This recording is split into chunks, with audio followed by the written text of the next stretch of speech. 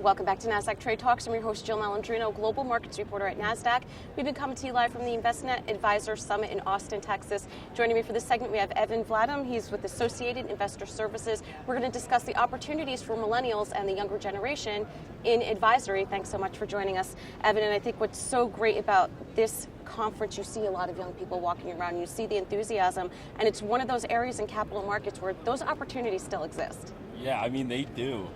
I mean, the industry it's older. Mm-hmm. The average advisor is about 60 years old. So to see all these young people here, it's right. Exciting for us. So, I think there's a huge opportunity right now for a lot of the young people. There's technology that's emerging. Mm-hmm. I think the need for millennials, and everybody's trying to figure out what do millennials think about? I think the need for financial advisors and financial advice right now is more important than ever. Mm-hmm. I mean, our goals, they're different. We want to experience things.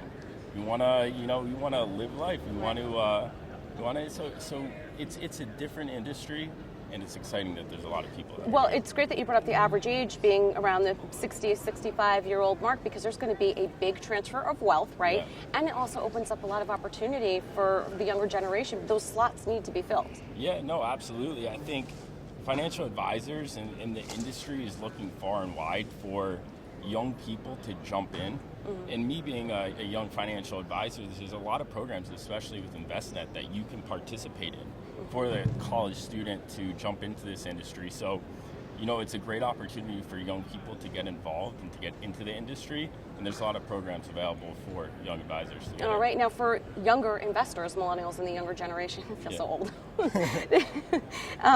Are they interested in having advisors, or do they want everything robo-advised? No, I think they're absolutely interested in having advisors. I mean, they see the tremendous value in advisors. We have to show it to them.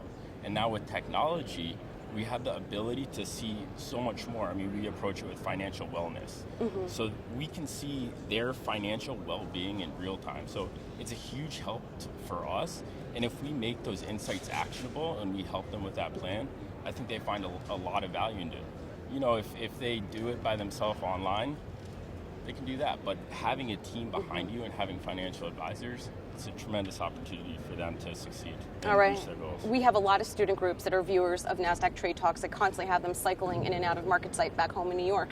What is some of your best advice for our young viewers that are interested in pursuing a career? I think they should, search for opportunities, search for advisors, independent advisors in the area. As I said, they're looking for young people to join the firm, so see where they can help out. I would say start studying early, get your license as early as possible, because that's something that's not easy to do again after you're out of college for a long period of time. I waited.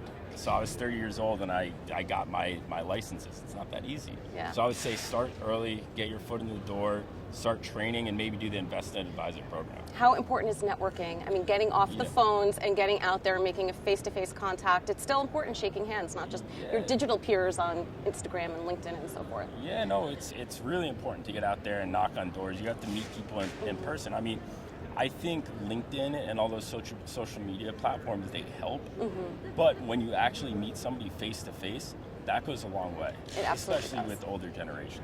All right, Evan, all excellent advice. Thank you so much for joining me. Thank you. And thanks for joining us throughout the day on Trade Talks. I'm Jill Malandrino, Global Markets Reporter at Nasdaq.